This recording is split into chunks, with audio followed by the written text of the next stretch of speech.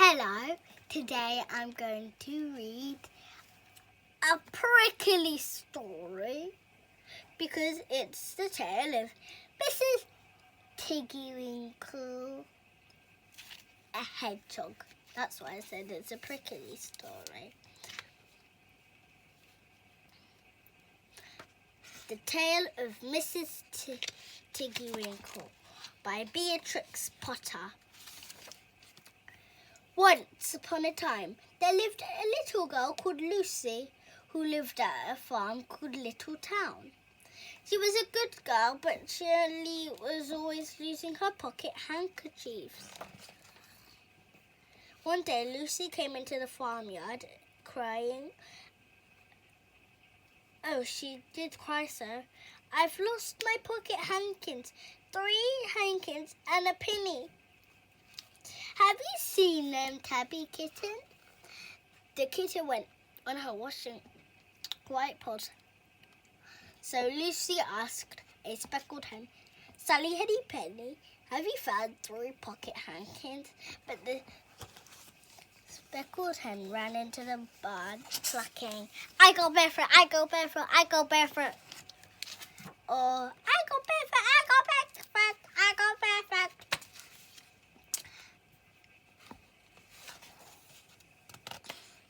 And then Lucy asked Cock Robin sitting on a twig. Cock Robin always looks sideways at Lucy with his bright black eye, and he flew away over a stile and away.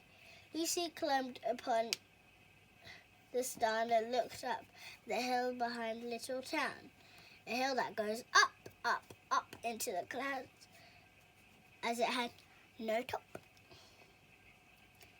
And a great way up the hillside, she thought she saw some white things spread upon the grass. Lucy scrambled up the hill as her stout legs would carry her.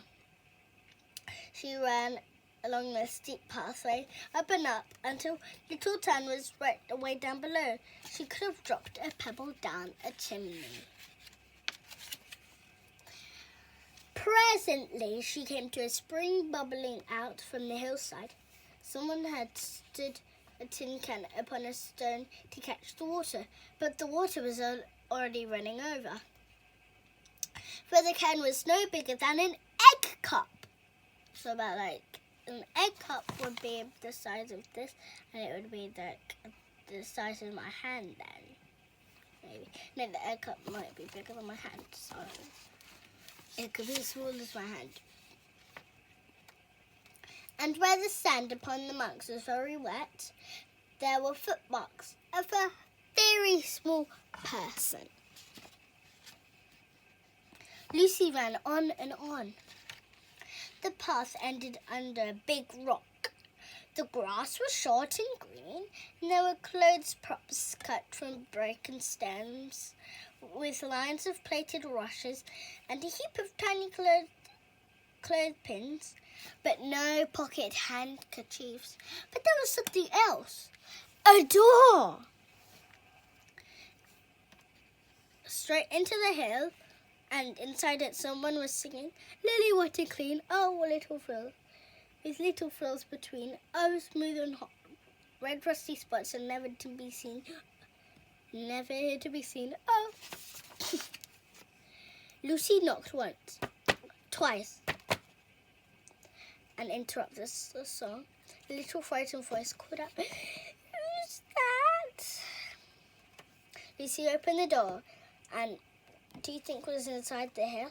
A nice kitchen with a flag floor and a wooden beams, just like any other farm kitchen, only with the ceiling was so low that it nearly touched Lucy's head, nearly touched it, and the pots or pans were so small, and so was everything there. There was a nice hot singy smell, and at the table with an iron in her hand stood a very stout, short person staring anxiously at Lucy. Her print gown was tucked up, and she was wearing a large apron over her striped petticoat. Her little black nose went sniffle, sniffle, sniff, sniffle, sniffle, snuffle, and her eyes went twinkle, twinkle, and underneath her cap, Lucy had yellow curls. That little person had prickles! Prickle, prickle, prickle. Who are you? Said Lucy. Oh, have you seen my little pocket handkins? The little person made a bob curtsy. Oh, if you please, my name is Miss Tiggy-Winkle, and if you please, I am excellent clean starcher. And she took something out of the clothes blanket and spread it on the ironing blanket. What's that thing? Said Lucy. That's not my pocket hankin. I know, if you please, that's a scarlet waistcoat belonging to Cock Robin. And she ironed it and folded it and put it on one side. Then she took something of clothes sauce. That isn't my penny, said Lucy. I know, if you please, that's a damask tablecloth belonging to Jenny Wren. Look how it's stained with currant wine. It's bad, very bad to wash, said Mrs. Tiggy-Winkle. Mrs. Tiggy-Winkle's nose went sniffle, sniffle, snuffle, and her eyes went twinkle, twinkle, and she fetched another hot iron from the fire. There's one of my pocket handkins, cried Lucy, and there's my penny. Mrs. Tiggy-Winkle ironed it and goffered it and shook at the frills. That is lovely, said Lucy. And what are those long yellow things with fingers like gloves? Oh, that's a pair of stockings belonging to Sally Henny Penny. Look how she's warning the heat of the scratching yard.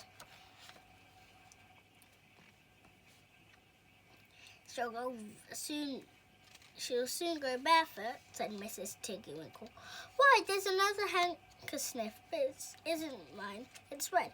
Oh, no, if you please, that belongs to old Mrs. Rabbit, and it did smell of onions. I've had to wash it separately, and I can't get out the smell. There's another one of mine, said Lucy. What are those funny little white things? That's a pair of mittens belonging to Tabby Kitten. I've only have to iron them and she washes them herself. And there's my last pocket hankin, said Lucy. And what are you dipping into the basin of starch? The little dicky chipped fronts belonging to Tom Titmouse. Most terrible particular, said Mrs. Tiggy-Winkle. Now I've finished my ironing, I'm going to air some clothes. What are these dear soft fluffy things, said Lucy. Oh, these are woolly coats belonging to the little lambs at Scalgel. Will the jackets take off, said Lucy. Oh yes, if you please, look at the sheep mark on the shoulder. And here's one marked for gate scarf. That 3 always comes from Littletown. They're always marked for at washing, said Mrs. Tiggy-Winkle. And she hung up all sorts and sizes of clothes. Small brown coats with mice, and one velvety black moleskin waistcoat, and a red tail coat with no tail belonging to Squirrel Nutkin, and a very much shrunk blue jacket belonging to Peter Rabbit, and a petticoat not marked that had gone lost in the washing. And at last the basket was empty.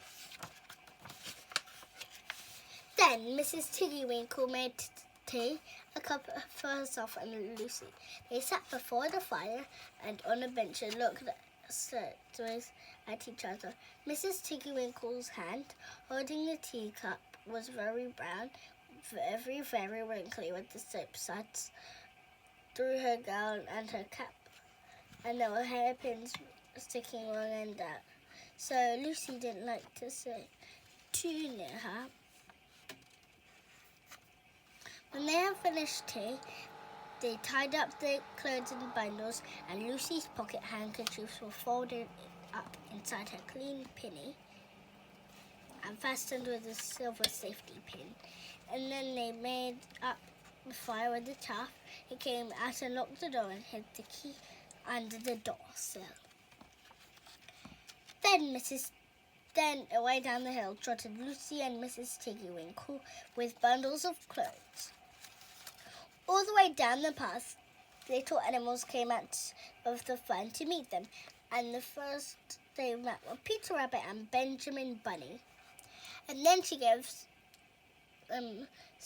them nice clean clothes, and all the animals and birds are very much obliged to Mrs. Tiggy-Winkle.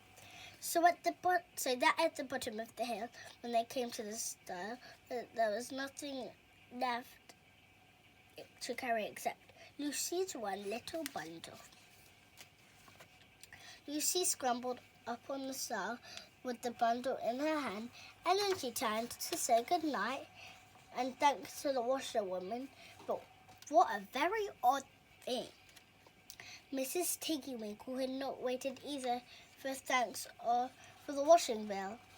She was running up the hill, and where was her white frilled cap and her shawl and her gown and her petticoat? And how small she had grown, and how brown and covered in prickles! Why, Mrs. Tiggy-Winkle was nothing but a hedgehog. Now some people say that little Lucy has been asleep upon the stile, but then how could she have found 3 clean pocket handkins and a penny pinned with a safety pin? And besides, I have seen that door at the back of the hill called Cat Bells, and besides I am very acquainted with dear Mrs. Tiggy-Winkle. So that is the end of our story. And that is the end. So goodbye, snuffle, snuffle, sniff.